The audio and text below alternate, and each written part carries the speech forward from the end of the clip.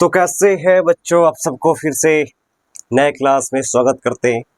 और आज का क्लास बहुत ही मज़ेदार होने वाला है क्योंकि आज हम लोग पढ़ने वाले धड़कन के बारे में, आई मीन दिल के बारे में, हृदय के बारे में, रक्त के बारे में।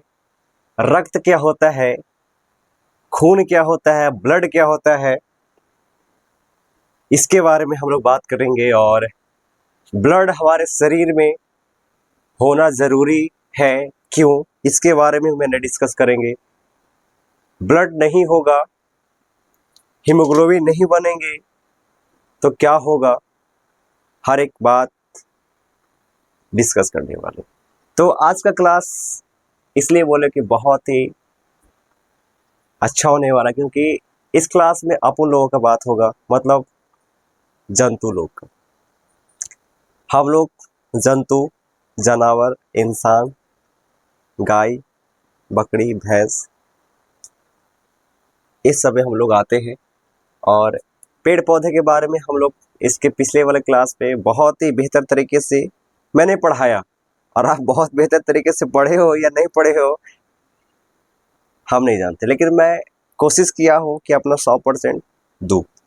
तो आज बहुत अच्छा है। तो जंतुओं में परिवहन पढ़ेंगे। परिवहन मतलब ट्रांसपोर्टेशन। जंतुओं में यानी बोल सकते हैं ह्यूमन ट्रांसपोर्टेशन, मतलब ह्यूमन के बारे में, आदमी के बारे में, जंतुओं के बारे में। तो चलिए समझते हैं। और आज है डे 59 क्लास 4, और इसके बाद शायद 2 क्लास और तीसरा क्लास में क्वेश्चन आंसर के साथ इसको बंद कर दिया जाएगा, मतलब राम नाम सत्य हो जाएगा इसका, मतलब इतना समझ सकते हो। तो फिर चलते हैं अपने क्लास की ओर, डिस्कस की ओर। बातों को हम अपन रखेंगे और आप लोग क्या करना, समझने की कोशिश करना कि क्या क्या कहा जा रहा है। इसके बाद थोड़ा सा और होगा, ये जो अभी देख रहे हो इसके बाद थोड़ा सा और होगा। आपने यहाँ पे देखा लाल रक्त कोशिका यानी आरबीसी, डब्ल्यूबीसी और प्लेटलेट्स।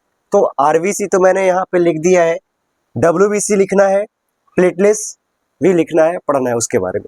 तो फिलहाल इतना ही। तो अभी इसको स्क्रीनशॉट ले, इसके बाद मैं समझाने की कोशिश करता हूँ।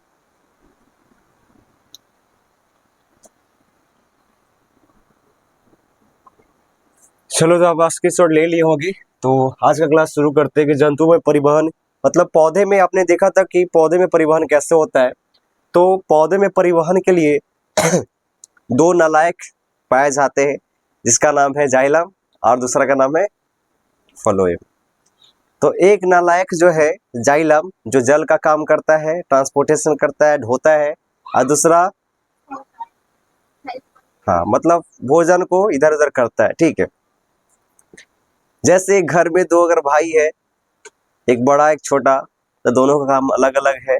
अगर घर में कोई गेस्ट आ गया तो जितना भी नाश्ता लाना है, जितना भी कुछ भी लाना है, सब छोटा आदमी काम करेगा। पानी लाना है, छोटा आदमी काम करेगा, मतलब सेवा पानी में लग जाएगा छोटा आदमी। लेकिन बड़ा जो भाई होगा वो सिर्फ ऑर्डर देगा, वो कमा के देगा, पैसा देगा, भाई ये चीज़ लाना है, प्रोग्राम वो करेगा, प्रोग्राम का अंजाम आपको देना है, ठीक है। तो फिलहाल आपने पढ़ा था पौधे के बारे में, तो उसका डिस्कस आज यहाँ नहीं होगा, क्योंकि उसका डिस्कस 3 क्लास में हो चुका है। तो आप लोग वहाँ पे जाके पढ़ सकते हो आसानी तरीके से। तो आज चलते हैं जंतुओं में परिवहन क्या क्या कैसे कैसे होता है। तो शुरू करते हैं। देखो, जंतुओं में भी बहुत प्रकार के श्रेणी है, मतलब पार्ट है। एक उच्च श्रेणी का होता है, एक निम्न का, एक मध्यम वर्ग का भी होता है। तो हम लोग बात करेंगे कि उच्च श्रेणी के जंतुओं में, जैसे यहाँ पे लिखा हुआ है कि जंतुओं में परिवहन, तो यहाँ पे स्पष्ट लिखा हुआ कि जंतुओं में परिवहन कैसे क्या क्या होता है इसके बारे में। तो चलिए शुरू करते हैं। देखो, यहाँ पे है जंतुओं में परिवहन। तो उच्च श्रेणी के जंतुओं में, जैसे हम लोग किस में आते हैं, उच्च में आते हैं, ठीक है। हम लोग किस में आते हैं, उच्च श्रेणी में। तो उच्च श्रेणी के किस में, जंतुओं में क्या होता है, एक विशेष प्रकार का क्या पाया जाता है, परिवहन तंत्र। परिवहन तंत्र होता है, और ये परिवहन तंत्र बहुत सारे तंत्र को मिलकर बनते हैं। जैसे एक ईंटा और एक घर में डिफरेंस है, बात अलग अलग है। एक ईटा होता है, एक घर, मतलब बहुत सारे ईटा को मिलाकर एक घर बनाया गया। तो परिवहन तंत्र जो है बहुत सारे तंत्र को मिलाकर परिवहन तंत्र बनाया जाएगा। बात समझ में आ रहा है? तो सॉरी, उच्च श्रेणी का मतलब मान लो कि मनुष्य हो जाएगा, ठीक है, और भी बड़े बड़े जीव जंतु, ठीक है। तो उच्च श्रेणी के जंतुओं में एक विशेष प्रकार का तंत्र पाया जाता है जिसको क्या बोलते हैं? परिवहन तंत्र। जैसे हम लोग सांस लेते हैं तो सांस क्या ले रहे हैं? हवा ले रहे हैं।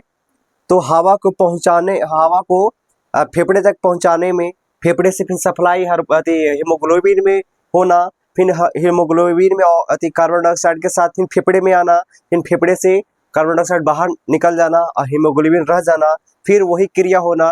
तो इसका एक तंत्र अलग है, ठीक है। ब्लड का सर्कुलेशन यानी पंप करना, ब्लड का परिवहन, उसका तंत्र अलग है, उसका पार्ट अलग है, उसका डिपार्टमेंट अलग है। समझ रहा है? डिपार्टमेंट जैसे होता है ना, जैसे आप कॉलेज जाते हो, स्कूल जाते हो, तो मैथ का डिपार्टमेंट अलग होता है, साइंस का डिपार्टमेंट अलग होता है कि नहीं होता है तो एक कॉलेज मतलब एक स्कूल में ही है कि नहीं, लेकिन उस स्कूल में अलग अलग डिपार्टमेंट होता है कि नहीं होता है? जैसे मैथ का अलग क्लास चल रहा है, अलग रूम है, साइंस का अलग चल रहा है, अलग रूम है कि नहीं है? फिजिक्स का, साइंस फिजिक्स में आता है अच्छा, फिजिक्स साइंस में आता है। सोशल साइंस का अलग चल रहा है, हिंदी का अलग चल रहा है, इंग्लिश का अलग चल रहा है। अगर ऑल ओवर कहा जाए तो वो सारा चीज़ एक कॉलेज में आ रहा है। उसी तरीके से जो परिवहन तंत्र है, ये बहुत सारे तंत्र को मिलाकर परिवहन तंत्र बनता है। जैसे सांस लेते हैं, इसका सिस्टम अलग है, ठीक है। भोजन खाते हो, उसका पचाने वाला क्रिया अलग है, ठीक है। हम ब्लड जो हो रहा है, ब्लड पंप हो रहा है, उसका परिवहन अलग हो रहा है, हो रहा है कि नहीं हो रहा है? पानी हमारे शरीर में चल रहा है, फैल रहा है, मतलब परिवहन उसका अलग हो रहा है। समझ में आ रहा है? तो सबका अलग अलग डिपार्टमेंट है। तो बहुत सारे तंत्र को मिलाकर क्या बनते हैं? परिवहन तंत्र। और बहुत सारे तंत्र अगर मिल रहा है तो ये कौन सा श्रेणी में? उच्च श्रेणी के जंतुओं में, ठीक है, उच्च श्रेणी के जंतुओं में। जंतुओं में परिवहन कि हम बारे में बात कर रहे हैं, तो उच्च श्रेणी के जंतुओं में एक विशेष प्रकार का परिवहन तंत्र होता है। समझ में आ रहा है? एक विशेष प्रकार का परिवहन तंत्र होता है परिवहन तंत्र होता है। अब जो विशेष प्रकार का परिवहन तंत्र है, ये क्या क्या करेगा? तो देखो थोड़ा थोड़ा लिखा हुआ है। जो O2 मतलब ऑक्सीजन, CO2 मतलब कार्बन डाइऑक्साइड, पोषक तत्व समझ में आता है ना, जो हमारे शरीर की जरूरत है, जैसे वसा हो गया, प्रोटीन हो गया, कार्बोहाइड्रेट हो गया, ये सब क्या? पोषक तत्व जो हमारे जैसे हम लोग भोजन के रूप में क्या लेते हैं? प्रोटीन, वसा, कार्बोहाइड्रेट। अब वो जो वसा ले रहे हैं डायरेक्ट नहीं ले रहे, प्रोटीन ले रहे हैं तो डायरेक्ट नहीं ले रहे। प्रोटीन जैसे हमारे शरीर को अगर प्रोटीन चाहिए तो दाल खाएंगे, ठीक है। हमारे शरीर को वसा चाहिए तो रोटी खाएंगे, है कि नहीं है? हमारे शरीर को कार्बोहाइड्रेट चाहिए तो क्या खाएंगे? अब तुम लोग बताना। तो हमारे शरीर को वो चाहिए, क्या चाहिए? कार्बोहाइड्रेट चाहिए, वसा चाहिए, प्रोटीन चाहिए, विटामिन चाहिए। समझ में आ रहा है? विटामिन चाहिए।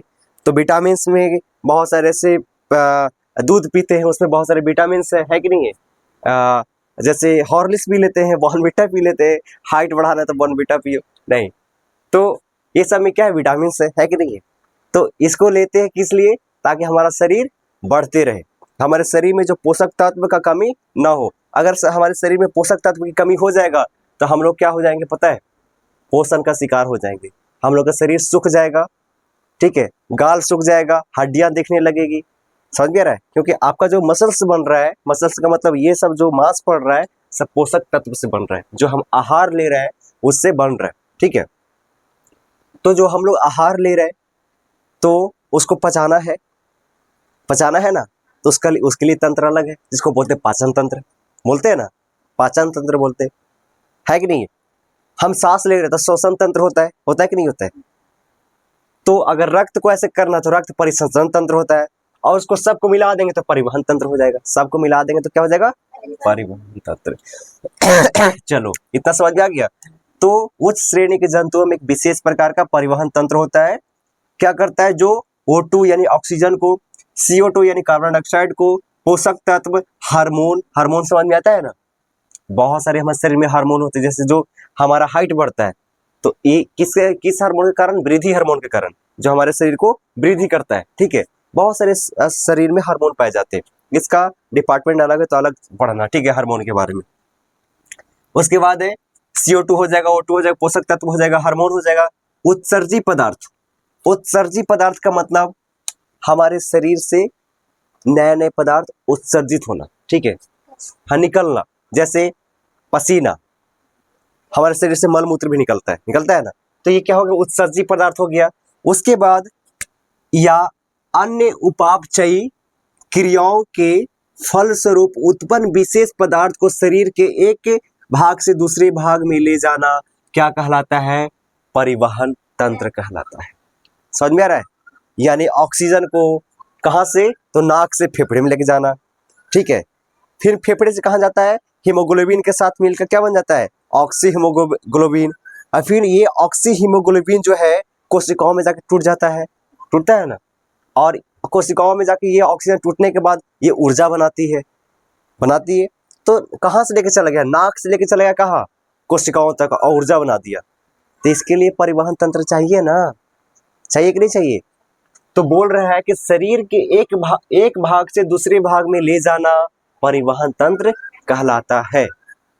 अब ऑक्सीजन यानी सांस का परिवहन तंत्र अलग है, मतलब सांस का डिपार्टमेंट अलग, जिसको बोलते हैं श्वसन तंत्र, बोलते कि नहीं। जैसे पोषक तत्व, जो पोषक तत्व मतलब भोजन ले रहे, पचा रहे, उसको बोलते हैं पाचन तंत्र बोलते। तो ये सारी बातें आपने जो पढ़ा, जैसे O2, CO2, पोषक तत्व, हार्मोन, उत्सर्जी पदार्थ का निकलना, तो ये सब किसके कारण हो रहा है, परिवहन तंत्र के। इसके लिए अलग अलग तंत्र होता है, अलग अलग तंत्र। बात समझ में रहा है? जैसे ऐसे आपको जैसे टीवी को खोलना है, टीवी जो होता है ना, LCD, घर में LCD, उसको खोलने के लिए क्या चाहिए, स्क्रू ड्राइवर चाहिए। स्क्रू ड्राइवर नहीं, ऐसे क्या बोलते हैं उसको, पेचकस, ठीक है। साइकिल को खोलने के लिए रेंच चाहिए कि नहीं चाहिए, चाहिए कि नहीं चाहिए। और भी चीजें हैं, जैसे दिमाग को खोलने के लिए क्या होना चाहिए, पढ़ना पड़ेगा, या फिर अगर फिजिकली दिमाग को खोलना है तो फिर इसका ऑपरेशन करना पड़ेगा ना, फिजिकली मतलब करना है। तो कोई भी काम कर रहे हो तो उसके लिए अलग अलग हथियार हैं। जैसे अभी लिखना है, पढ़ना है, तो मार्कर चाहिए ना, लिखने के लिए मार्कर चाहिए, लिखने के लिए कलम चाहिए, पेंसिल चाहिए। तो अलग अलग हथियार है, अलग अलग काम है जिससे हम कर रहे हैं, साधन है। समझ में रहे, साधन का मतलब जिससे हम काम करते हैं। तो उसी तरीके से या सारे साधन को मिला दिया जाए तो शरीर में एक होता है परिवहन तंत्र। परिवहन तंत्र के अंतर्गत सारे तंत्र आ जाएंगे। बात समझ में रहे? चलो, इतना समझ में आ गया कि जंतुओं में परिवहन कैसे होता है, किस तरीके होता है, और परिवहन तंत्र किसे कहते हैं। समझ में आ गया? परिवहन तंत्र यहाँ से लेकर यहाँ से, परिवहन तंत्र यहाँ से लेकर यहाँ तक लिख दो, यहाँ से पूरा लिख दो, परिवहन तंत्र का परिभाषा हो गया। और एक्सप्लेन करने के लिए बोलेगा कि परिवहन तंत्र है क्या, तो एक्सप्लेन कर सकते हो कि ऐसे ऐसे होता है। एक कोई भी ऐसे डिपार्टमेंट का पार्ट एक स्थान से दूसरे स्थान लेके जाना, वो सब परिवहन तंत्र में आएगा। जैसे एक ऐसे समझो कि एक बॉडी है, तो इस बॉडी में एक जैसे श्वसन तंत्र एक अलग डिपार्टमेंट है कि नहीं। तो उसको यहाँ से लेकर पूरा ऐसे सेल्स में पहुँचाना, उसके लिए अलग तंत्र चाहिए।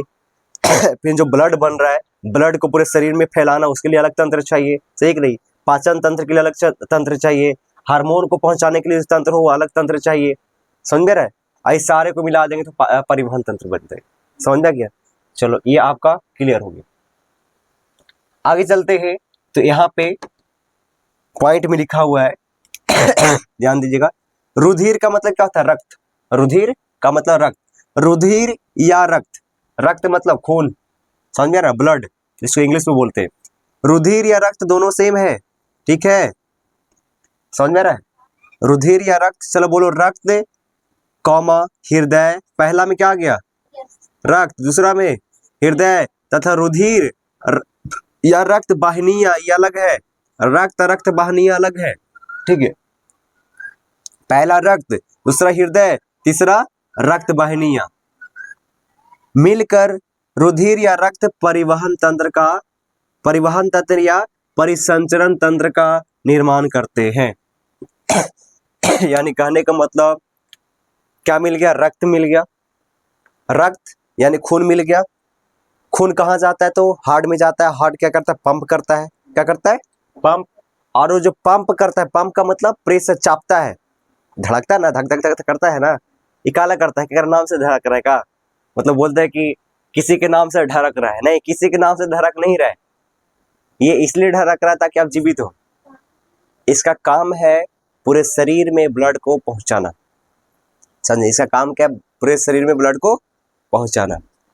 जैसे अगर मैं यहाँ से कहूँ, जैसे ये बोतल है, तो बोतल में यहाँ पानी है, अगर ये इसको पंप नहीं करेंगे तो पानी है कहीं रह जाएगा, इसको पंप करें तो पानी ऊपर चढ़ रहा है, पानी चढ़ रहा है, फिर नीचे छूट रहा है, आ रहा है, छोड़ रहा है तो नीचे आ रहा है, फिर ऐसे चाप रहे हैं तो ऊपर चढ़ जा रहा है, फिर छोड़ रहा है नीचे आ रहा है। तो हार्ट का काम है पंप करना, पंप करता है तो क्या करता है, ब्लड आगे बढ़ता है, क्या करता है, आगे बढ़ता है। और ब्लड को बहने के लिए क्या होना चाहिए, वाहिनियां होना चाहिए। अरे ब्लड को बहने के लिए क्या होना चाहिए, वाहिनियां, वाहिनियां का मतलब रास्ता होना चाहिए, क्या होना चाहिए, रास्ता। तो अलग अलग वाहिनियां होते हैं, जैसे यहाँ पे देखो, यहाँ पे ब्लड है तो यहाँ पे बहुत सारे देखो ये सब निकला हुआ, वाहिनियां निकला हुआ है, ठीक है, ये सब देखो, इसी से ब्लड निकल रहा है, और फिर कुछ उस इसी वाहिनियां से ब्लड निकलता है, और कुछ और भी वाहिनियां होते हैं, उससे ब्लड आते रहता है, दूसरा से निकलते रहता है, समझ में रहा है, इस तरीके से। अगर पंप, अगर देखो, अगर जैसे ध्यान देना, अगर ये पचक गया, जैसे हम चापे तो क्या होगा, पचका, तो पचका तो क्या हो गया, उठ गया, और ये फूल जाएगा, फूल का मतलब फिर वही हो जाएगा, तो ये मतलब तीर लेगा। तो जब क्या होता है, ये जो धड़कन है यानी हार्ट है, क्या होता है, पचकता है, फूलता है, पचकता है, फूलता है। पचक रहा है तो समझो कि वो आगे बढ़ रहा है, ब्लड को आगे बढ़ा रहा है, और फूल रहा है तो ब्लड को फिर तीर रहा है, क्या कर रहा है, तीर रहा है, तो ब्लड को खींचता है और फिर वही ब्लड को फिर आगे बढ़ाता है, ठीक है। तो फिलहाल अभी इतना ही जान लो।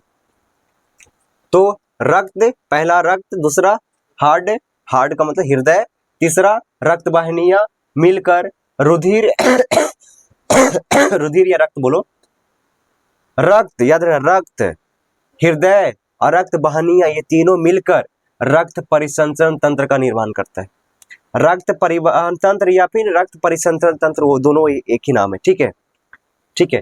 तो रक्त परिवहन तंत्र बोल सकते हो या फिर रक्त परिसंचरण तंत्र बोल सकते हो।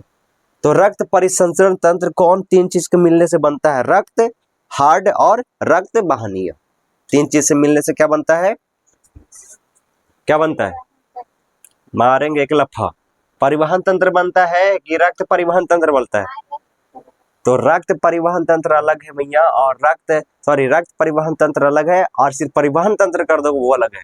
परिवहन तंत्र में पूरा आ गया, श्वसन तंत्र, पाचन तंत्र, ये सब आ गया, ठीक है, पूरा आ गया। लेकिन रक्त परिवहन तंत्र में सिर्फ किसमें, रक्त, हार्ट और रक्त वाहिनियां आएगा, ठीक है, यही तीनों आएगा। बात समझ में आ रहा है। तो रुक्त बोल रहे हैं, रक्त, हृदय, हृदय मतलब वही हार्ट, रक्त वाहिनियां मिलकर रुधिर या रक्त परिवहन तंत्र या परिसंचरण तंत्र का निर्माण करते हैं। ये 2 नंबर क्या आएगा, तो आप ऐसे लिख दोगे। उसके बाद है इसके अलावा, किसके अलावा,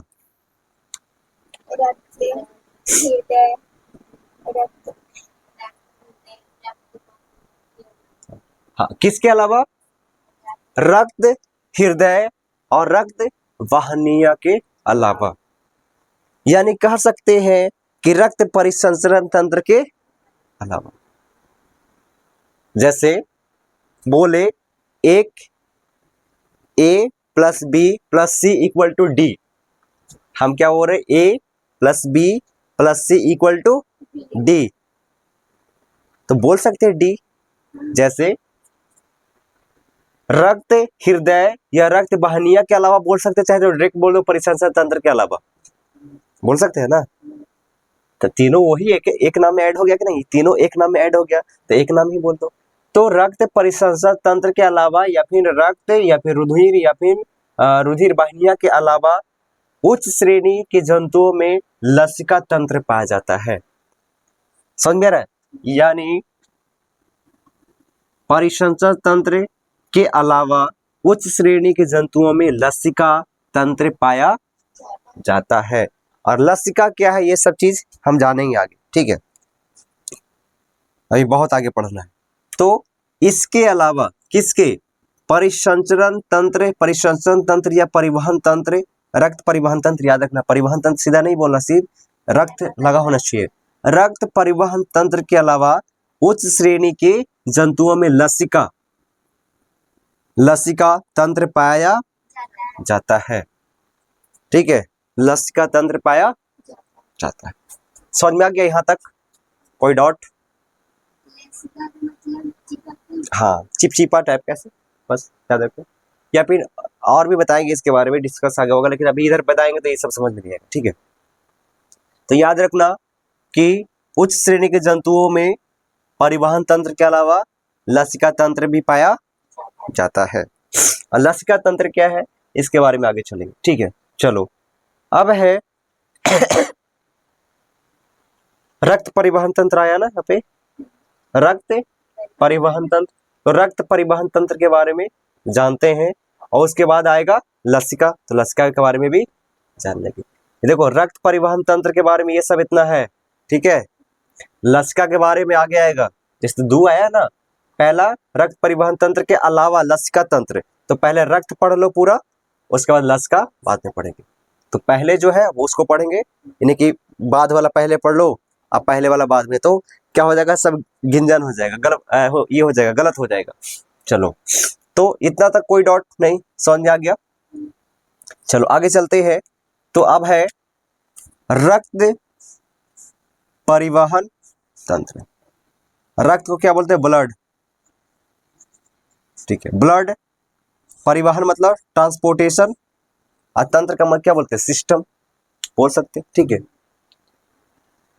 समझ में आ रहा है? इस तरीके से चलो समझ सकते हैं। चलो आगे है रक्त परिवहन तंत्र। रक्त परिवहन तंत्र, तो रक्त परिवहन तंत्र में रक्त ही आएगा, यानी ब्लड आएगा। ठीक है, तो अब इसको यानी रक्त के बारे में थोड़ा बहुत जान लेते हैं। रक्त परिवहन तंत्र में मेन रोल किसका है? रक्त का। जैसे अगर कहा जाए कि गोभी का सब्जी में, गोभी का सब्जी जो है, गोभी समझ में आता है, तो उसमें मेन रोल किसका है? गोभी का ही ना है, क्योंकि गोभी का सब्जी तो गोभी होना जरूरी है।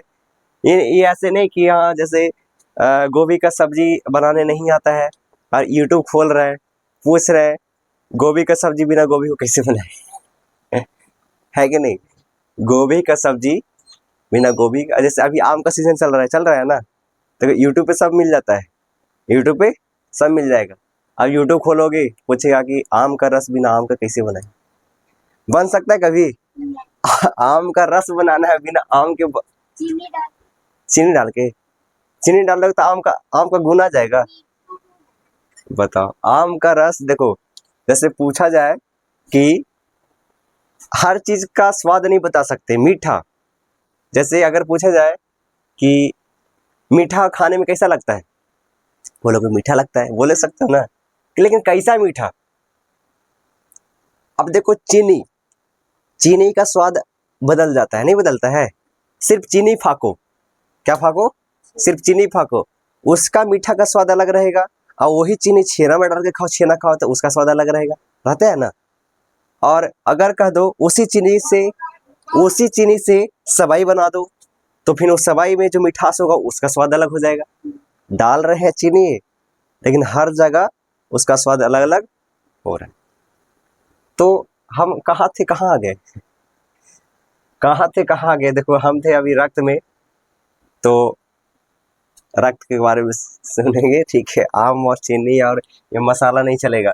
रक्त परिवहन तंत्र में पढ़ेंगे, क्या पढ़ेंगे? रक्त परिवहन तंत्र में रक्त लाल रंग का होता है। पहले रक्त क्या होता है? रक्त कैसा होता है? लाल रंग का होता है। किसी का पीला होता है, किसी का उजला भी होता है। ठीक है, उसको बाद में पढ़ेंगे। तो लाल क्या होता है? रक्त होता है। लाल रंग भी होता है, नहीं होता है? तो जो रक्त कैसा होता है? अरे लाल होता है। रक्त कैसा होता है? लाल होता है, लेकिन होता कैसा है? तो गाढ़ा क्षारीय होता है। क्षारीय किसे बोलते हैं? जिसका पीएच मान 7 से ज्यादा हो, और जिसका पीएच मान 7 से कम हो उसको अम्लीय बोलते हैं। क्या बोलते हैं? अम्लीय। अम्लीय स्वाद में कैसा होता है? खट्टा। और क्षारीय? कड़वाहट, कड़वा, ठीक है, कड़वा। और 7 एक बच के बीचवा में, न इधर के न उधर के, घर के न घाट के, तो उसको क्या बोलते हैं? उदासीन। उदासीन का मतलब होता है वो उसका कोई टेस्ट नहीं। पानी पीते उसका कोई टेस्ट होता है? न नमकीन, न खट्टा, न मीठा, लेकिन सुकून देता है नहीं, क्या होता है? सुकून देता है। और जल ही जीवन है, तो जो सुकून देता है उसके साथ रहना अच्छी बात है, ठीक है। तो पानी के साथ रहो, ठीक है। तो जो ब्लड कैसा होता है? क्षारीय होता है, ठीक है, क्षारीय होता है। क्षारीय क्यों कह सकते हैं? कि जो पीएच मान होता है, पीएच मान का मतलब, पीएच का मतलब क्या होता है? हमको भी नहीं पता हमको भी नहीं पता पीएच का मतलब क्या होता है। तो पूछ कैसे रहा है? अगर गलत भी बता देंगे तो आप सही बोलेंगे। हम बोल देंगे कि हमको नहीं आ रहा है, हमको नहीं आ रहा है, हम बोल देंगे। पीएच का मतलब क्या होता है? हमको भी नहीं पता। चलो, हमको कुछ नहीं पता, इधर भी नहीं पता। भाई अब पूछ ही दिए तो बता दीजिए। अब नहीं बताएंगे, तुम लोग को याद करके लेके आना, हर चीज नहीं बताया जा सकता है, ठीक है। पीएच का मतलब क्या होता है? बस इतना हिंट देते हैं कि पीएच एक मात्रक है, मापक है, ठीक है। क्या है? मापक, जिसको मापा जाता है पीएच में, ठीक है। और इसको मापने के लिए 2 कागज के पत्ते होते हैं, ठीक है, एक ब्लू, दूसरा रेड, ठीक है, दूसरा रेड। अब ब्लू अम्ल को मापता है या क्षार को मापता है, ये तुम लोग पता करके लाना। जो रेड वाला जो है वो अम्ल को मापता है या क्षार को मापता है, वो अलग। जैसे अगर ब्लू है, अगर वो अम्ल या फिर, अभी बताएंगे नहीं, अम्ल उसको आगे बताएंगे, अम्ल या फिर क्षार में डालोगे ब्लू वाला, तो लाल हो जाएगा, ठीक है। क्या हो जाएगा? लाल। और लाल वाला को डालोगे तो ब्लू हो जाएगा, नीला टाइप का कुछ ऐसा हो जाता है, ठीक है। तो आप लोग, तुम लोग डिसाइड करके आना। और लेकिन अगर उदासीन में डाल रहे हो तो कुछ नहीं होगा, बदले नहीं करे। तो इसलिए एक मात्रक है, मापक है, जो हम मापते हैं, ठीक है। तो पीएच का मतलब क्या होता है? हम पी का मतलब बता रहे, पावर होता है, पी का मतलब पावर, और एच आप लोग खोज के लिखाना, ठीक है। चलो, तो अभी हम ब्लड के बारे में डिस्कस कर रहे हैं। तो रक्त कैसा होता है? पीला। कैसा? लाल। थोड़ा सा अपना हाथ में काट के दिखा दो, लाल है कि नहीं।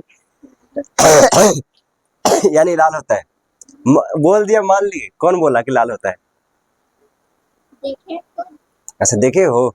अभी ना देखे विश्वास मत करना, विश्वास करना तो फिर अपना काट के देखना हाथ उठ कि होता है कि नहीं होता है। तो रक्त कैसा होता है? लाल। रक्त लाल रंग का एक कैसा होता है? गाढ़ा क्षारीय। गाढ़ा का मतलब पानी की तरह नहीं होता है, गाढ़ा होता है। क्या होता है? गाढ़ा, चिपचिपा टाइप का। चिपचिपा नहीं, मतलब गाढ़ा होता है, तो गाढ़ा, बस इतना याद रखो। गाढ़ा कैसा होगा? तो क्षारीय होगा। अब जो है यहाँ पे लिखा हुआ कि रक्त लाल रंग का एक गाढ़ा क्षारीय क्या है? द्रव्य है। बोल सकते क्या है? तरल पदार्थ। तरल मतलब वही द्रव्य। तरल का मतलब क्या होता है? द्रव्य। तरल का मतलब द्रव्य होता है ना, क्या और कुछ होता है? तरल का मतलब होता है क्या? द्रव्य। अरे किसका? लिक्विड के फॉर्म में है ना। लिक्विड मतलब तरल, तरल मतलब ही द्रव्य, यानी बोल सकते पानी के रूप में है, वो भी बहता है। जैसे खून को अगर गिरा दोगे तो बह जाएगा कि नहीं बह जाएगा?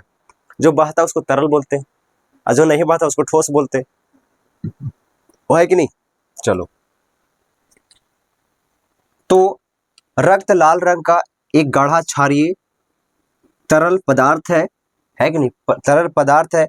अब जो है रक्त जो है लाल रंग का है और रक्त है क्षारीय है, तो क्षारीय जो है इसका मान कितना होगा? पीएच मान कितना है? 7.4। 7.4, 7.4, ठीक है। तरल पदार्थ है, क्या है? 7.4 क्या क्षारीय है? इतना तो समझ लिए कि तरल पदार्थ है। तरल मतलब बहने वाला चीज है, रक्त क्या है?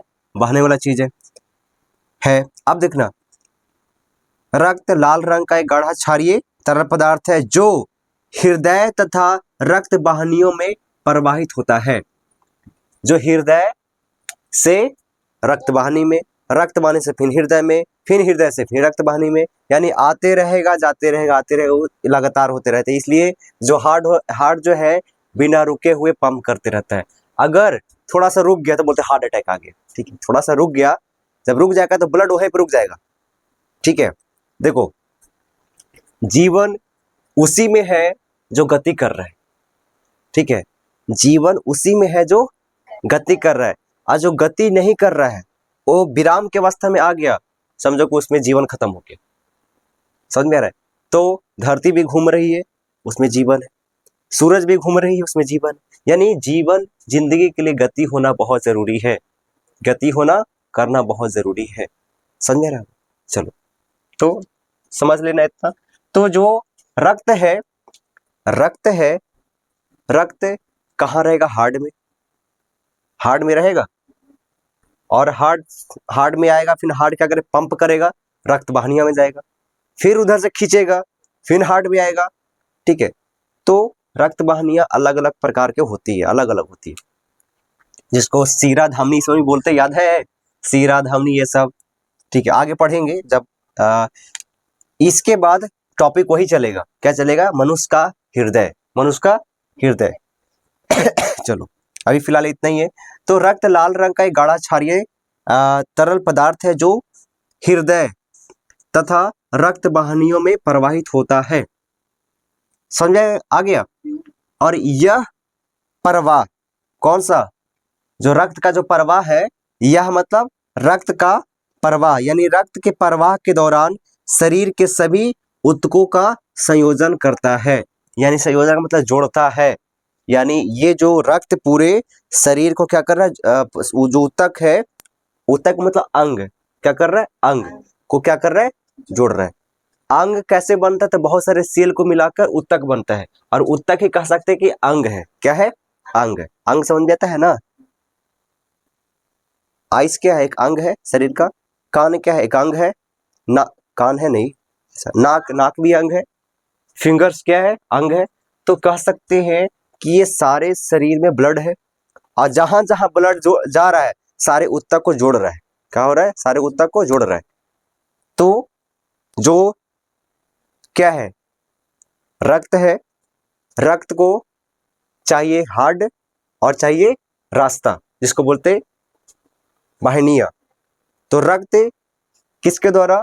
हार्ट के द्वारा पंप किया जाएगा, और किस में पंपित होगा? तो वाहिनियां में होगा, और उस वाहिनियां द्वारा, उस रास्ता द्वारा पूरे शरीर के ऊतक में क्या करेगा? जुड़ जाएगा, मतलब वहां पे जाएगा। तो यहाँ पे भी काटोगे तो ब्लड निकलेगा, यहाँ पे भी काटोगे तो ब्लड निकलेगा, कहीं भी काटो ब्लड निकलेगा। ठीक है, ब्लड निकलना बहुत जरूरी है। यानी निकलना जरूरी नहीं, मतलब ऐसे होता है, निकलता है। तो क्यों निकल रहा है? क्योंकि सारे ऊतक के साथ जुड़ा हुआ है। ठीक है, सारे ऊतक के साथ जुड़ा हुआ है। तो ये आपने देखा, यह प्रवाह, यह प्रवाह का मतलब जो रक्त का प्रवाह हो रहा है, रक्त परिसंचरण तंत्र के द्वारा रक्त जो बह रहा है,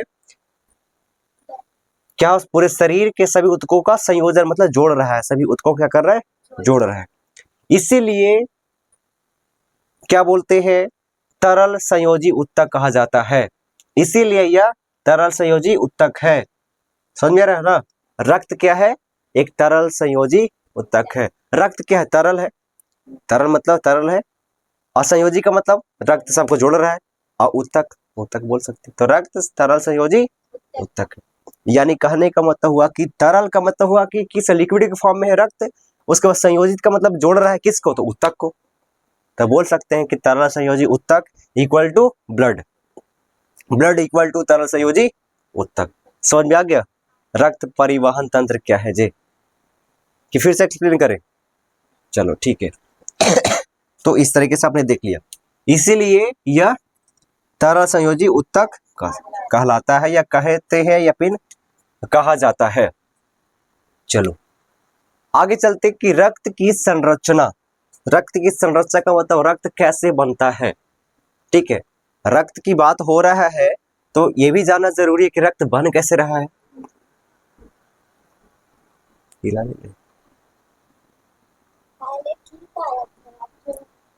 हाँ, थोड़ा सा लाइट है से डी में।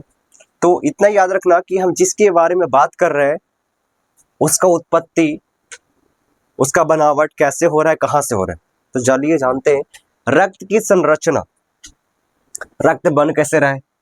तो समझो, रक्त की संरचना में क्या है तो रक्त के प्रमुख दो घटक है। घटक मतलब टाइप, पहला तरल भाग चिपचिपा वाला, मतलब चिपचिपा नहीं बोल सकते, बार बार आ रहे हैं मन में, चिपचिपा नहीं, जो बह सकता है, तरल भाग, ठीक है। तरल भाग जो क्या कहलाता है, प्लाविका या प्लाज्मा कहलाता है, ठीक है। रक्त दो भागों में बंट जाता है। रक्त कितने भागों में, दो। और रक्त कैसे बनता है, दो चीजों से बनता है मिलकर। एक तरल भाग जिसको क्या बोलते हैं, प्लाज्मा बोलते हैं, एक और नाम है प्लाविका, प्लाविका या प्लाज्मा, ठीक है। प्लाविका या प्लाज्मा, राजमा नहीं, प्लाज्मा, ठीक है। राजमा खाए हो, सरकारी स्कूल में मिलता था पहले राजमा, यहाँ तुम लोग पढ़े हो इस सरकारी स्कूल में, यहाँ बहुत उस समय मिलता था, शायद उस समय तुम लोग नहीं मिलता था, लेकिन हम जिस टाइम में पढ़ते थे, आज से कम 15 साल पहले तो हो, 15 साल पहले, 16 17 18 साल पहले, तो यहाँ बोर्ड एग्जाम 20 में। तो अभी समझो इतना कि जो तरल भाग है, रक्त का जो तरल भाग क्या है, प्लाविका या प्लाज्मा कहलाता है। दूसरा क्या कहलाता है, ठोस भाग जो लाल रक्त कोशिकाओं, ध्यान देना, ठोस भाग कौन कौन हो जाएगा, लाल रक्त कोशिकाएं, श्वेत रक्त कोशिकाएं तथा रक्त पट्टिका, पट्टिकाणु या फिर रक्त प्लेटलेट्स भी बोलते हैं, क्या बोलते हैं, प्लेटलेट्स, पट्टिकाणु या फिर प्लेटलेट्स, वही है, इधर भी लिखा हुआ कहीं पे देखो, है ना, प्लेटलेट्स, प्लेटलेट्स लिखा हुआ है ना, रक्त प्लेटलेट्स, तो वही है पट्टिकाणु, ठीक है, याद रखना। तो जो तरल भाग है वो क्या है, रक्त का प्लाज्मा, प्लाज्मा अवस्था। रक्त का तरल भाग कौन सा अवस्था है, प्लाज्मा अवस्था। और रक्त का ठोस अवस्था कौन है, तो लाल रक्त कोशिकाएं, श्वेत रक्त कोशिकाएं और रक्त पट्टिकाणु या फिर प्लेटलेट्स बोल सकते हैं। ये सब कौन सा भाग है, कौन सी अवस्था है, तो ठोस अवस्था है। रक्त की ठोस अवस्था 3 होते हैं और रक्त की तरल अवस्था 1। रक्त की तरल अवस्था को क्या बोलते हैं, प्लाज्मा या फिर प्लाविका। और रक्त की ठोस अवस्था जो 3 होते हैं कौन कौन, आरबीसी, डब्ल्यूबीसी और प्लेटलेट्स। अरे आरबीसी का मतलब रेड ब्लड सेल्स, और डब्ल्यूबीसी व्हाइट ब्लड सेल्स, और प्लेटलेट्स, ठीक है। ये जो 3 है, कौन सा है, कौन सा अवस्था, ठोस अवस्था। और एक जो बच गया कौन सा अवस्था है, प्लाज्मा अवस्था। तरल अवस्था जो है, एक जो है, एक तरल अवस्था, दूसरा ठोस अवस्था। तरल अवस्था में प्लाज्मा आएगा या फिर प्लाविका आएगा, और ठोस अवस्था में जो आपका आरबीसी, डब्ल्यूबीसी और प्लेटलेट्स आएगा। चलो समझ में आ गया। तो ये सब आपने देख लिया। तो पहला पढ़ते हैं तरल अवस्था, जो कौन है, प्लाज्मा। तो प्लाज्मा के बारे में पढ़ते हैं, समझ में आ गया, इतना कोई दिक्कत नहीं है। तो रक्त की संरचना 2 चीज से मिलकर बनता है, एक तरल अवस्था जिसको प्लाज्मा बोलते हैं, और दूसरा ठोस अवस्था, जो 3 चीज ये सब चीजें हैं, ठीक है। अब जानेंगे कि डब्ल्यूबीसी कैसे बनता है। डब्ल्यूबीसी मतलब व्हाइट ऑफिन, आरबीसी, प्लेटलेट्स कैसे बनता है, वो सब आगे जानेंगे, जैसे यहाँ पे लिखा हुआ है। तो ये सब जानेंगे तो पता चल जाएगा रक्त की कैसे संरचना होती है, कैसे बनता है, रक्त कहाँ से उत्पत्ति होती है। बस अभी फिलहाल इतना याद रखो कि रक्त की संरचना 2 चीज से मिलकर बनती है, एक तरल अवस्था, दूसरा ठोस अवस्था। तरल अवस्था बोलते हैं प्लाज्मा, और दूसरा, हाँ वही बोल सकते हैं, लाल रक्त कोशिकाएं या फिर श्वेत, तीनों आ जाएगा, श्वेत रक्त कोशिकाएं और प्लेटलेट्स, ठीक है, रक्त प्लेटलेट्स। चलो अब पढ़ते हैं प्लाज्मा क्या है। प्लाज्मा क्या है, समझ में आ रहा है, कितना मिनट हो गया। चलो प्लाज्मा क्या है ये भी जान लेते हैं। पहला प्लाज्मा, प्लाज्मा या प्लाविका। प्लाज्मा जो है, यह का मतलब क्या दर्शाता है, यह का मतलब प्लाज्मा, प्लाज्मा हल्का पीला रंग के चिपचिपा द्रव है। क्या है, प्लाज्मा हल्का पीला रंग, क्या है, हल्का पीला रंग के चिपचिपा द्रव है, ठीक है। ध्यान देना कि जब हाथ पैर या फिर कुछ में स्क्रैच लगता है, या फिर जैसे ब्लड निकल गया, कहीं से शरीर से ब्लड निकलता है, तो देखना कि ब्लड निकलने के बाद जब ब्लड जम जाएगा तो चारों साइड पीला पीला निकलेगा, पीला पीला। तो अरे पानी की तरह नहीं निकलता है, तुम लोग देखे कहाँ हो, काटा छाटा कभी है? हाँ बहुत। बहुत। तो ध्यान से देखे भी नहीं किए हो।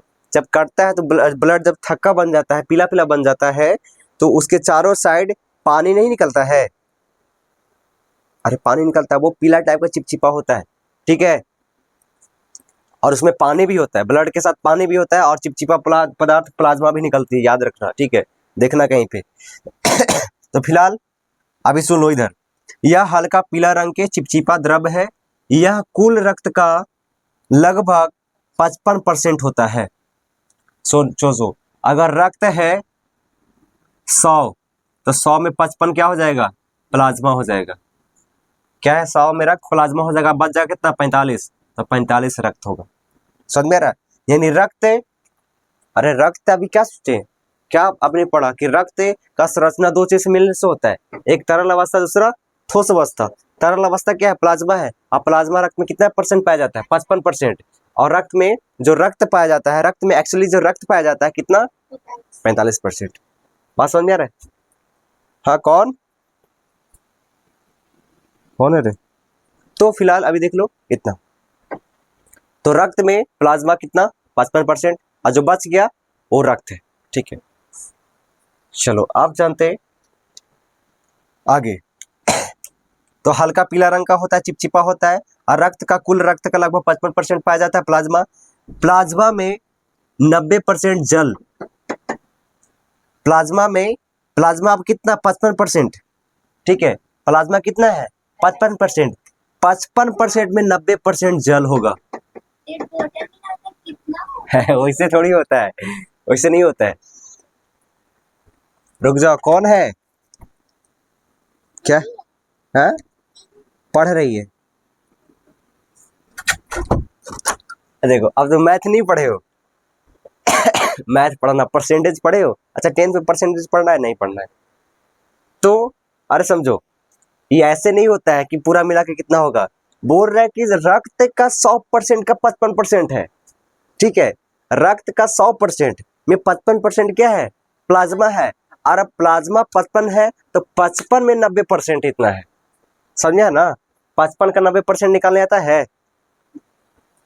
भी नहीं करता है। समझ में आ रहा है? यानी कहने का मतलब, समझो मेरी बात। घर में आए कोई परिवार, समझ लो, एक थोड़ा सा कहानी टाइप का बता दे रहे हैं। घर में कोई परिवार आए, ठीक है। अब परिवार है तो 500 रुपये देके गए, ठीक है। कितना देके गए? 500 देके गए। बोला कि बाबू अब घर में 2 गो तुम बहन हो, कितना हो? 2 बहन। तो परिवार है, बोला कि लोग मैया के थोड़ा दे दिए, ठीक है, या फिर किसी और के दे दिए, बहन को दे दिए। लोग मैया दोनों में बांट लिया। क्या बांट लिया? दोनों में बांट लिया। अब वो बोल के गए कि एक 55 ले लेगा, 45 ले लेगा, ठीक है। एक बोलेगा, एक 55% ले लेगा, एक 45%। चलो 500 नहीं 100 मान लेते, 100 में आसान होगा, ठीक है। बोले कि 100 रुपया ले लो, और एक ले लेना 5%, 55% का 55 रुपया हुआ, और 45% का 45 रुपया हुआ, ठीक है। समझ में आ रहा है? अगर 200 का 55% कितना हुआ?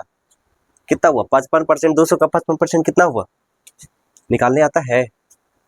नहीं। 200 का 55% कितना हुआ? 55 गुना 2, 55 गुना 2। समझ में आ रहा है? जैसे देख लो इधर मिटा दे।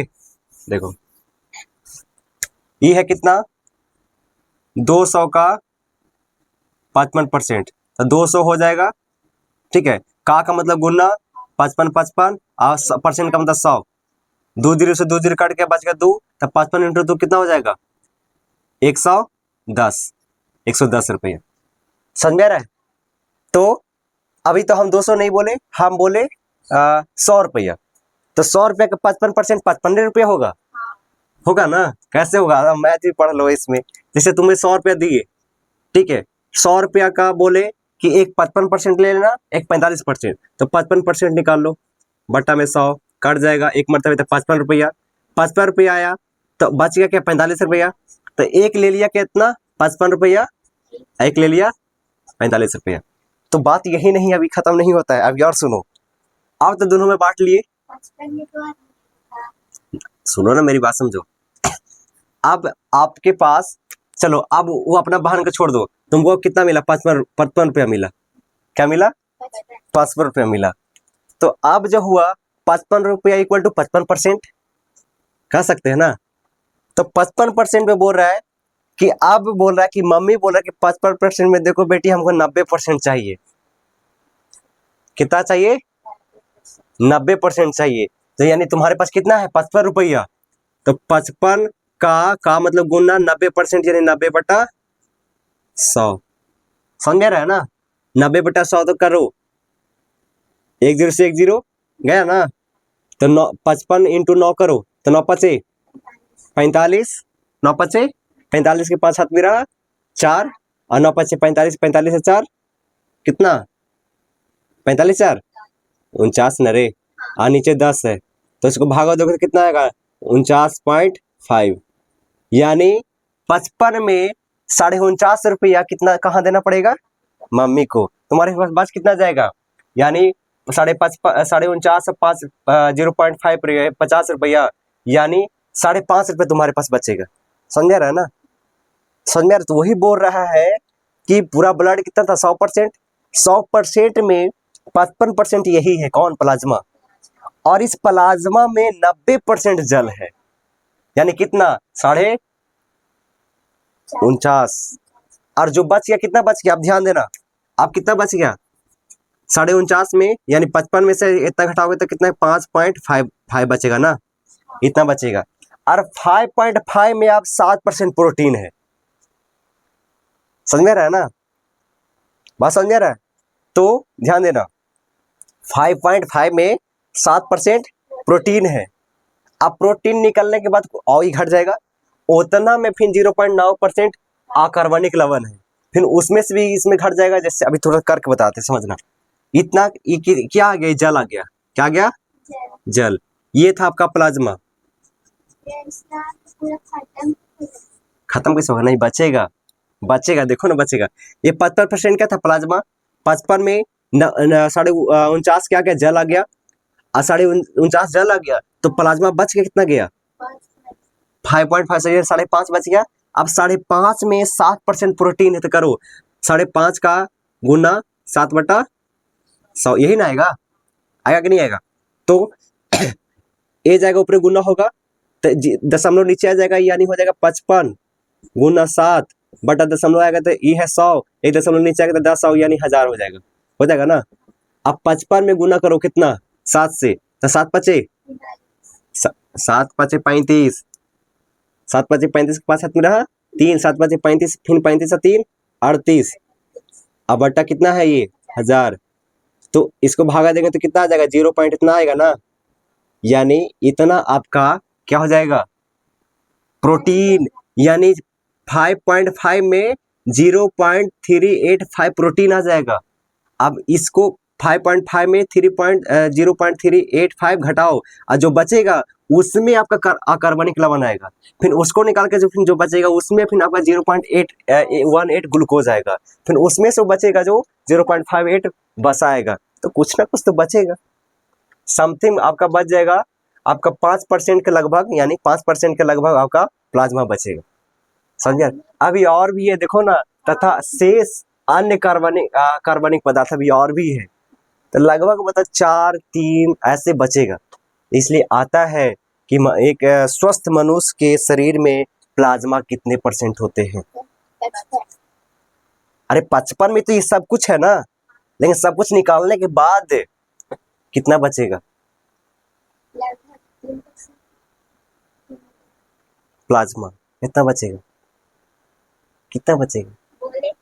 वही बचेगा आपका। देख लेना, गूगल करके देख लेना। आप प्लाज्मा बनता कुछ ही है तो जल, प्रोटीन, अकार्बनिक, ग्लूकोज, वसा, ये सब मिलने से ही क्या बनता है? प्लाज्मा बनती है। बात समझ में आया ना? तो डॉट क्लियर कि 90% तो 55% जोड़ेंगे तो इतना हो जाएगा। ऐसे नहीं है, इसका 90% है। समझ में आया ना? इस तरीके ये सब परसेंटेज में एक, जब 12th में जाओगे, 12th में शायद है ये सब पढ़ना, परसेंटेज अलग ही चैप्टर है ये सब चीज़। तो फिलहाल इधर हो गया। तो जो प्लाज्मा है रक्त में कितना % लगभग?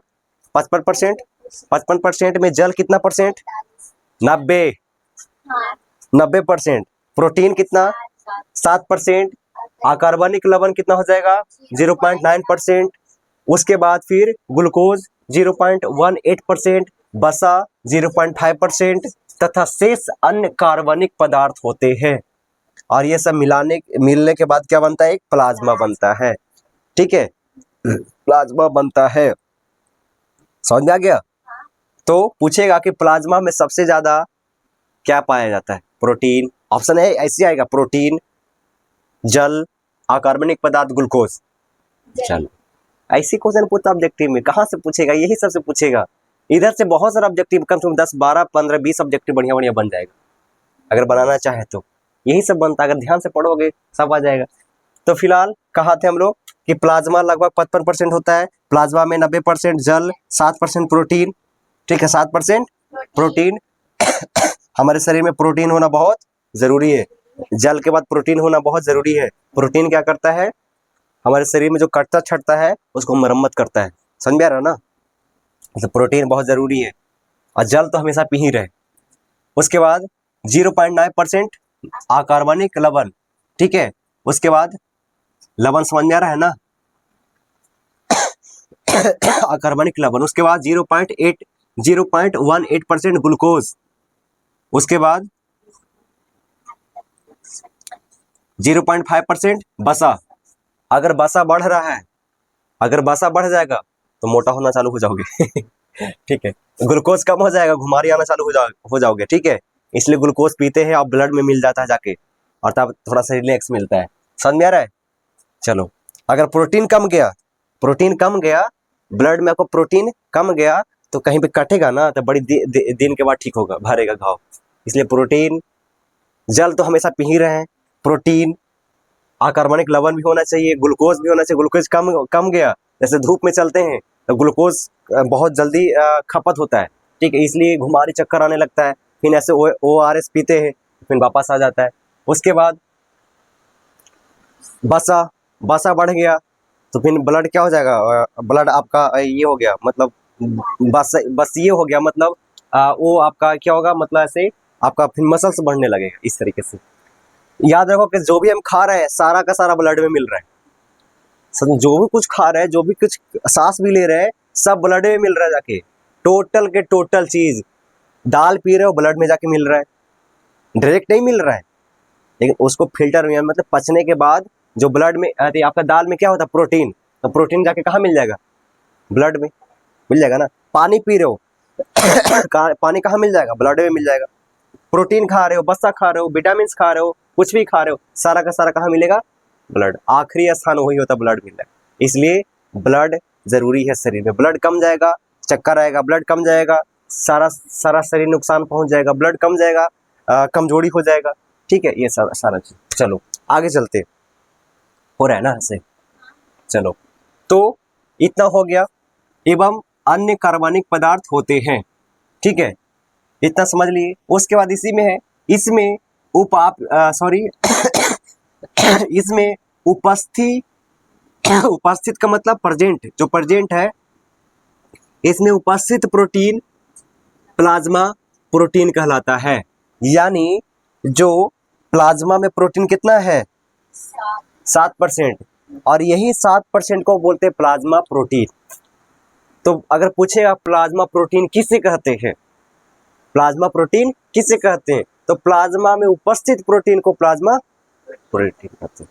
ठीक है, तो पूछेगा प्लाज्मा में प्रोटीन कितना % होता है, 7%, तो वही आपका एक बन गया। इस लिखा इसमें मतलब प्लाज्मा में उपस्थित का मतलब जो प्रेजेंट है, प्रोटीन कितना प्रेजेंट है, तो 7%, तो इसमें उपस्थित प्रोटीन प्लाज्मा प्रोटीन कहलाता है। आप ध्यान देना, जो प्लाज्मा प्रोटीन है, यानी जो प्लाज्मा में प्रोटीन है, वो प्रोटीन में क्या क्या है, तो इसमें क्या क्या है, फाइब्रोनोजिन। समझ में आ रहा है ना। यानी प्रोटीन में 3 चीज है, मुख्य 3 चीज, कौन कौन, फाइब्रोनोजिन, दूसरा प्रोथोबीन, तीसरा हिपैरिन। समझ में आ रहा है ना, ध्यान देना, इसका बहुत रोल है। फाइब्रोनोजिन, प्रोथोबीन तथा हिपैरिन, ये किसमें पाया जाता है, इसका मतलब अरे ये तीन चीज आपका है, इसमें बोल सकते हैं कि पदार्थ है, तब ये तीनों मिलकर प्रोटीन बनता है। बात समझ रहा है ना? अगर जैसे हम कहे कि सवाई कैसे बनता है, तो सवाई होना चाहिए, दूध होना चाहिए, चीनी होना चाहिए, आ तीनों को मिला देंगे तो सवाई बन जाएगा। तो प्रोटीन जो है, प्रोटीन में क्या क्या मिलने से प्रोटीन बन रहा है? एक पहला, दूसरा, तीसरा। समझ में आ रहा ना? तो पहले प्लाज्मा प्रोटीन किसे कहते हैं? तो प्लाज्मा में उपस्थित प्रोटीन को प्लाज्मा प्रोटीन कहते हैं। अब उसमें जो प्रोटीन है उसमें क्या क्या होता है? तो फाइब्रोनोजीन, उसके बाद प्रोथोबीन, तीसरा हिपैरिन। अब ध्यान देना अब ध्यान देना कि जब कहीं पे हाथ पैर या फिर कहीं पे सर फट गया या फिर पैर कट गया, मतलब कहीं से ब्लड निकल रहा है, कहीं से ब्लड निकल रहा है, तो ब्लड क्या होता है? धीरे धीरे जमने लगता है। क्या होता है? जमने लगता है। तो ब्लड जम रहा है किसके कारण? किसके कारण? प्लाज्मा के कारण। किसके कारण? प्लाज्मा के कारण। अब प्लाज्मा में क्या है? प्रोटीन है। अब प्रोटीन में से ये निकल जाता है, यानी फाइब्रोनोजीन निकलेगा तभी ब्लड जमता है। अगर ये तीनों साथ में है, ब्लड नहीं जमेगा। समझ रहा है ना? तो ये तीनों में से ये फाइब्रोनोजीन बाहर निकल जाता है, तो इसलिए ब्लड जमने लगता है, जिसे यहाँ पे देखो लिखा हुआ है। तो जिसमें यानी प्रोटीन में ये तीनों पाया जाता है, मौजूद होता है, मौजूद का मतलब पाया जाता है। ये रक्त को थक्का बनाने में सहायता करता है, यानी ये तीनों जो है रक्त को थक्का बनाने में सहायता करता है। बात समझ में आ रहा ना? रक्त को थक्का बनाने में सहायता करता है। थक्का बनाता कौन है? ये दोनों। लेकिन ये जब तक रहेगा नहीं बनेगा। समझ में आ रहा ना? जैसे अब जैसे घर में तीन भाई है। क्या भाई है? तीन भाई है। दो भाई आपस में मिल रहा है और तीन भाई थोड़ा एक तीसरा भाई है थोड़ा सा दिक्कत कर रहा है, तो बोल रहा है कि ठीक है भैया रहो, हम जा रहे हैं। ठीक है, हाँ थोड़ा सा पढ़ रही है, बोल रहे ना तुमको, तुम लोग को जाने के लिए। ठीक है, जा रही है।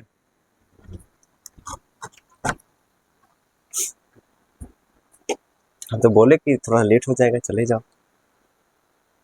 अच्छा ठीक है, देख लो। तो अब देखो कि ये जो है ब्रोनोजीन, प्रोथोबीन और हिपैरिन, ये क्या होता है? हाँ? तो चलो, तो ठीक है।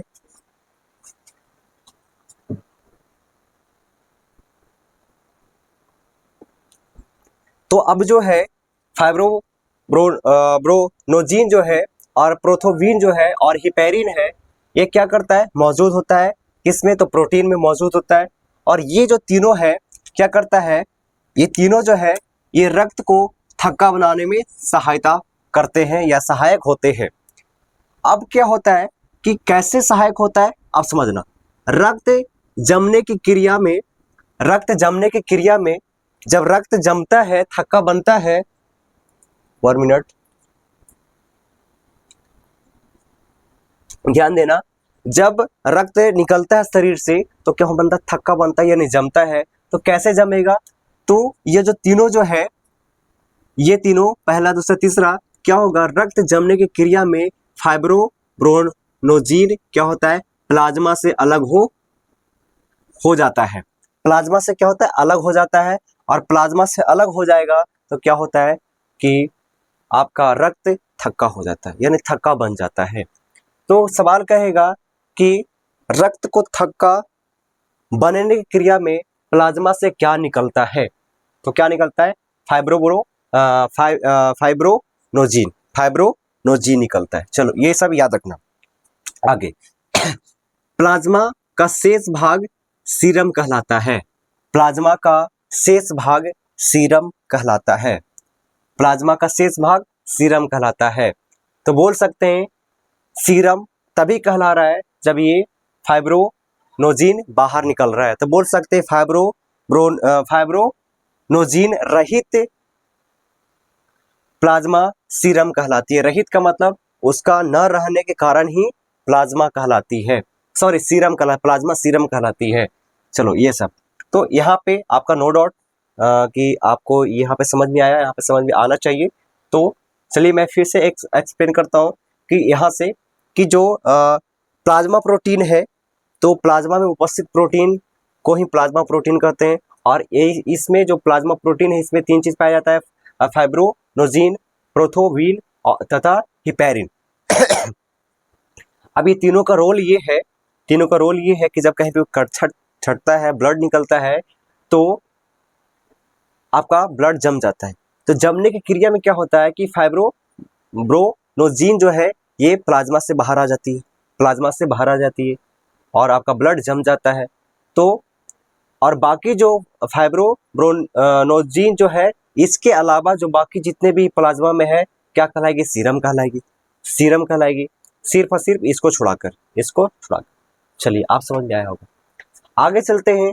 पहला आपने प्लाज्मा पढ़ लिया, दूसरा था रक्त कोशिका। आपने यहाँ पे रक्त की संरचना में पहला पढ़ा तरल भाग जो प्लाज्मा कहलाती है या प्लाविका कहलाती है, दूसरा भाग ठोस भाग जो लाल रक्त कोशिकाएं, श्वेत रक्त कोशिकाएं तथा रक्त पट्टिका यानी रक्त कोशिकाएं, दूसरा भाग ठोस भाग होता है रक्त कोशिकाएं होती है। तो रक्त कोशिकाएं कितने प्रकार की होती है, क्या क्या होती है, इसके बारे में भी हम जानते हैं। दूसरा रक्त कोशिकाएं क्या क्या होता है। कुल रक्त का लगभग 45% होता है, ठीक है। कुल रक्त अगर 100% है तो उसमें 55% तो आपका प्लाज्मा हो गया, बच गया आपका 45%। यानी कुल रक्त का 45% रक्त ही होता है, कुल रक्त का लगभग 45% रक्त होता है। चलो इतना समझो। ये 3 प्रकार के होते हैं। ये कितने प्रकार के, यानी रक्त कोशिका कितने प्रकार के, 3 प्रकार के होते हैं। पहला कौन सा, लाल रक्त कोशिकाएं जिसको बोलते हैं आरबीसी, दूसरा श्वेत रक्त कोशिकाएं जिसको बोलते हैं डब्ल्यूबीसी, तीसरा रक्त प्लेटलेट्स जिसको बोलते हैं रक्त प्लेटलेट्स या फिर रक्त पट्टिकानु बोलते हैं, ठीक है। रक्त कोशिका 3 प्रकार के, आरबीसी, डब्ल्यूबीसी और प्लेटलेट्स। चलो तो अब पढ़ लेते हैं। पहला पढ़ लेते हैं, लाल रक्त कोशिकाएं जिसको बोलते हैं आरबीसी, लाल रक्त कोशिकाएं जिसको आरबीसी बोलते हैं, पढ़ लेते हैं। चलिए आई होप कि इतना तक समझ में आ रहा होगा। मेरी मेहनत जाया नहीं जाना चाहिए और आप सब समझने की कोशिश करिए। चलिए लाल रक्त कोशिकाएं क्या होता है इसके बारे में थोड़ा सा जानते। इनमें हीमोग्लोबिन होता है। लाल रक्त कोशिकाएं में क्या होता है, हीमोग्लोबिन होता है और इसी के कारण यानी हीमोग्लोबिन के ही कारण रक्त लाल दिखाई पड़ता है। तो रक्त में क्या होता है, हीमोग्लोबिन पाया जाता है और हीमोग्लोबिन के ही कारण रक्त लाल दिखाई पड़ता है। रक्त क्या पड़ता है, लाल दिखाई पड़ता है। चलिए इसका कार्य क्या है, किसका, तो हीमोग्लोबिन का कार्य। किसका, हीमोग्लोबिन का कार्य क्या है, ऑक्सीजन को बांधना। हीमोग्लोबिन का कार्य ऑक्सीजन को बांधना यानी जोड़ के रखना। इसीलिए आरबीसी को ऑक्सीजन वाहक कहते हैं। आरबीसी को ऑक्सीजन वाहक क्यों कहते हैं, आरबीसी को ऑक्सीजन वाहक क्यों कहते हैं, इसलिए कहते हैं क्योंकि भाई ये जो है ऑक्सीजन को बांध के रखता है, जोड़ के रखता है, ठीक है। क्या करता है, जोड़ के रखता है। हीमोग्लोबिन क्या करता है, ऑक्सीजन के साथ जुड़ जाता है। ऑक्सीजन के साथ जुड़कर क्या बनता है, ऑक्सी हीमोग्लोबिन बनता है और यही हीमोग्लोबिन फिर सेल्स में जाकर ऑक्सीजन और हीमोग्लोबिन में टूटता है। वहां से हीमोग्लोबिन कार्बन डाइऑक्साइड के साथ फेफड़े में आ जाते हैं और वहाँ क्या सिर्फ जो आपका सेल में क्या बच गया, ऑक्सीजन बच गया और ऑक्सीजन आपका फिर ऊर्जा बनाती है, ठीक है। और जो आपका हीमोग्लोबिन ऑक्सीजन के कार्बन डाइऑक्साइड के साथ जुड़कर वापस आया फेफड़े में, अब फेफड़े में फिर टूट जाती है। क्या टूटती है, कार्बन डाइऑक्साइड और हीमोग्लोबिन टूट जाएगी और जो आपका कार्बन डाइऑक्साइड है सांस के द्वारा बाहर आ जाएगा।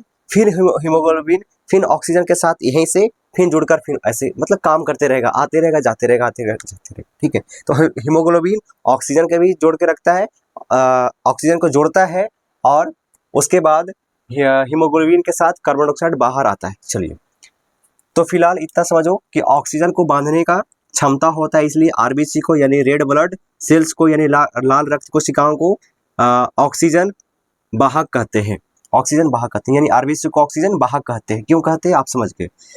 चलिए यह फेफड़े में या फेफड़े में कौन, या फेफड़े में हीमोग्लोबिन, या फेफड़े में हीमोग्लोबिन प्लस ऑक्सीजन क्या बनाता है, ऑक्सी हीमोग्लोबिन बनाता है। ठीक है, ये जो है क्या है, हीमोग्लोबिन जो है क्या करता है, फेफड़े में जो ऑक्सीजन आया, फेफड़े में क्या आया, जो ऑक्सीजन आया, ऑक्सीजन के साथ जुड़ जाएगा, कौन, हीमोग्लोबिन जुड़ जाएगा। और जब ऑक्सीजन के साथ जुड़ेगा हीमोग्लोबिन प्लस ऑक्सीजन तो बनेगा ऑक्सी हीमोग्लोबिन। क्या बनता है, ऑक्सी हीमोग्लोबिन बनता है। और जो ऑक्सी हीमोग्लोबिन है यह क्या करेगा, यह रक्त के साथ पूरे शरीर में जाता है। यह रक्त के साथ कहाँ जाता है, पूरे शरीर में जाता है। यह रक्त के साथ कहाँ जाता है, पूरे शरीर में। ठीक है, और हम जानते हैं, अभी आपने पढ़ा था कि रक्त ऊतकों को जोड़ता है। रक्त क्या करता है, ऊतकों को जोड़ता है, यानी ब्लड क्या करता है, ऊतकों को संयोजन करता है। ऊतकों का मतलब बोल सकते हैं पार्ट। ठीक है, और वहाँ आपका ऑक्सी हीमोग्लोबिन जाएगा और फिर वहाँ आपका अंग में सेल में आपका हीमोग्लोबिन और ऑक्सीजन टूट जाएगा, ऑक्सीजन वहीं पे रह जाएगा सेल में, और वहाँ से बचा हुआ हीमोग्लोबिन और कार्बन डाइऑक्साइड जो है उसको जोड़कर लेकर फिर आ जाएगा फेफड़े में, और फेफड़े में फिर कार्बन डाइऑक्साइड और हीमोग्लोबिन टूट जाएगा, और जो कार्बन डाइऑक्साइड है वो सांस के द्वारा बाहर आ जाएगा और हीमोग्लोबिन बच जाएगा। और फिर इधर से जो ऑक्सीजन जाएगा तो फिर उसके साथ जुड़कर फिर जाएगा सेल्स में, फिर वहाँ से ऐसे कार्बन डाइऑक्साइड लेके आएगा। ये लगातार क्रिया होते रहती है और ऊर्जा बनते रहता है। चलिए, उसके बाद यह रक्त के साथ पूरे शरीर में जाता है, कौन, हीमोग्लोबिन। फिर कोशिकाओं में यह टूटकर, ध्यान देना, फिर कौन ऑक्सी हीमोग्लोबिन कोशिकाओं में यह टूटकर ऑक्सीजन छोड़ देता है। हम बताया अभी क्या, यह जो ऑक्सीजन कोशिकाओं में क्या होता है, यह कोशिकाओं में जाता है और कोशिकाओं में जाते ही ऑक्सीजन इससे टूट जाता है, यानी ऑक्सीजन कोशिका में रह जाएगा, छोड़ देता है, यहाँ पे लिखा छोड़ देता है। फिर यह ऑक्सीजन कोशिकीय श्वसन में उपयोग होता है। कोशिकीय श्वसन में उपयोग होता है, और जानते हैं कि जब कोशिकीय श्वसन जो होता है तो ऊर्जा बनती है, ताकत होती है, एनर्जी बनती है, तो कोशिकीय श्वसन में उपयोग होता है। यह क्रिया के दौरान CO2 बनता है, यानी कार्बन डाइऑक्साइड। यह क्रिया के दौरान कार्बन डाइऑक्साइड भी बनता है। ठीक है, कार्बन डाइऑक्साइड भी बनता है। जब कार्बन डाइऑक्साइड जो बन गया, हम जानते हैं कि कार्बन डाइऑक्साइड हमारे शरीर के लिए नुकसानदायक है, तो कार्बन डाइऑक्साइड क्या करता है, हीमोग्लोबिन कहता है कि आओ भाई हम हमारे साथ जुड़ जाओ। ठीक है, समझ में आ रहा है ना। वो जो कार्बन डाइऑक्साइड बचा वो हीमोग्लोबिन बोलेगा कि भाई आप, तुम्हारा कोई काम नहीं है, हमारे साथ जुड़ जाओ, हम तुमको छोड़ लाते हैं, मतलब तुमको ठिकाने लगा लेते हैं। तो उसके साथ जुड़कर आ जाएगा फेफड़ा में, अब फेफड़ा में फिर टूट जाएगा, तो फिर जो टूट गया जो आपका कार्बन डाइऑक्साइड वो सांस के द्वारा बाहर निकल जाएगा और आपका बच जाएगा हीमोग्लोबिन। और फिर वही क्रिया हो ऑक्सीजन के साथ जुड़कर फिर जाएगा, फिर ऐसे कार्बन डाइऑक्साइड को लाएगा, फिर टूटेगा, इस तरीके से होते रहेगा। तो फिर यह ऑक्सीजन कोशिकीय श्वसन में उपयोग होता है। यह क्रिया के दौरान CO2 बनता है। CO2 प्लस हीमोग्लोबिन जुटेगा, और ये क्या जुटेगा, तो अस्थायी यौगिक बनेगा। अस्थायी का मतलब थोड़े समय, यानी ऑक्सीजन जुटा हीमोग्लोबिन के साथ तो ऑक्सी हीमोग्लोबिन बना, और ये कहाँ गया, कोशिकाओं में गया और ऑक्सीजन वहाँ छोड़ दिया, और फिर हीमोग्लोबिन कार्बन डाइऑक्साइड को लेते आया। तो अब जो कार्बन डाइऑक्साइड और हीमोग्लोबिन क्या बना, अस्थायी यौगिक क्या बना, कार्बोक्सी हीमोग्लोबिन, यानी कार्बन के साथ जुड़ेगा, कार्बन डाइऑक्साइड के साथ जुड़ेगा हीमोग्लोबिन, उसको बोलते हैं कार्बोक्सी हीमोग्लोबिन बोलते हैं। ठीक है, तो कार्बन के साथ कौन जुड़ा, यानी कार्बन डाइऑक्साइड के साथ कौन जुड़ा, हीमोग्लोबिन, तो क्या बना, अस्थायी कार्बोक्सी हीमोग्लोबिन बनता है। यह रक्त संचरण, ठीक है, यह रक्त संचरण द्वारा फेफड़ों में पहुंचकर CO2 तथा हीमोग्लोबिन में टूट जाता है। ठीक है, यह रक्त संचरण द्वारा, यानी रक्त के द्वारा आपका ये जो आया कार्बोक्सी हीमोग्लोबिन रक्त के द्वारा आपका फेफड़ा में आ गया, और फेफड़ा में फिर पहुंचकर CO2 यानी जैसे था वैसे हो गया, यानी कार्बन डाइऑक्साइड और हीमोग्लोबिन में टूट गया। अब जो कार्बन डाइऑक्साइड जो बचा, कार्बन डाइऑक्साइड यानी CO2 फेफड़े द्वारा शरीर से बाहर निकाल दिया जाता है, और मनुष्य, ठीक है, फेफड़े द्वारा बाहर निकाल दिया जाता है, और फेफड़े में बच क्या गया, हीमोग्लोबिन। तो फिर इधर से ऑक्सीजन जाएगा, फिर इधर से क्या करेगा, ऑक्सीजन जाएगा और फेफड़ा ऑक्सीजन को सप्लाई करेगा। बहुत सारे ऐसे हवा में बहुत सारे गैस होते हैं, उसमें से ऑक्सीजन निकालेगा। फिर ऑक्सीजन किसके साथ जुड़ जाएगा, किसके साथ जुड़ जाएगा हीमोग्लोबिन के साथ। और फिर फेफड़ा से जाएगा आपका रक्त के द्वारा, कहाँ, आपका सेल्स में, ठीक है। फिर वहाँ पे ऑक्सीजन को छोड़ देगा। फिर वहाँ से जो कार्बन डाइऑक्साइड है, क्रिया के द्वारा कार्बन डाइऑक्साइड बढ़ रहा है, फिर उसको फिर उसके साथ ले आएगा फेफड़ा में। फिर फेफड़ा में तोड़ देगा, टूटेगा, फिर आपका कार्बन डाइऑक्साइड बाहर निकलेगा, फिर ऑक्सीजन के साथ जुड़कर फिर जाएगा, फिर ऐसे लेके आएगा। ये क्रिया होती रहती है, जब तक आप जीवित है तब तक ये क्रिया होती रहेगी, ठीक है। तो इस तरीके से आपने देख लिया लाल रक्त कोशिकाएं, ठीक है।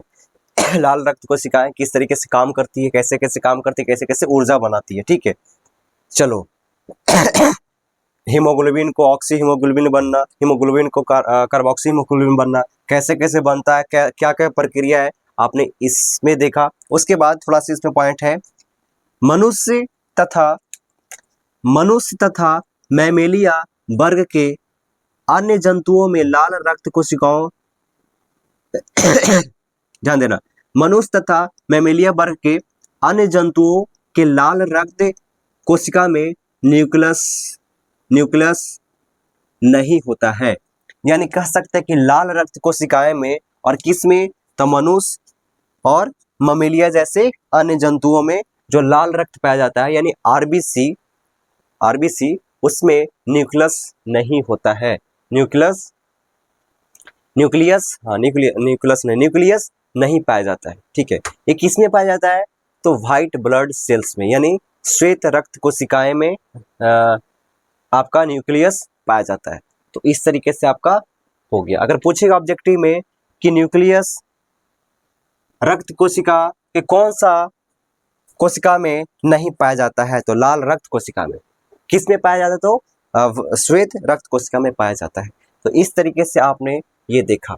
उसके बाद बच गया रक्त कोशिका में, अपने लाल रक्त कोशिका पढ़ लिया, बच गया श्वेत रक्त कोशिका और प्लेटलेट्स, उसको भी आप देख ही लो, ठीक है। चलिए इसको मिटाते हैं। आई होप कि समझ में आया होगा, इतना मेहनत बर्बाद नहीं होना चाहिए। तो चलिए इसको फटाफट मिटाते हैं, उसके बाद आगे कंटिन्यू करते हैं।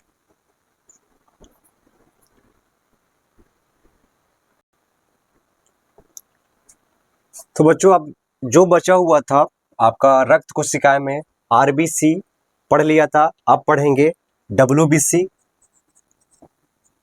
और आपका प्लेटलेट्स, ठीक है। तो आप इसको स्क्रीनशॉट ले, इसके बाद मैं आपको समझाने की कोशिश करता हूं। चलिए देखिए, जो आपका है श्वेत रक्त कोशिकाएं, ये क्या क्या होती है, इसमें थोड़ा सा होता है, बात समझ लो कि ये जो है अनियमित आकार के न्यूक्लियस युक्त कोशिका है।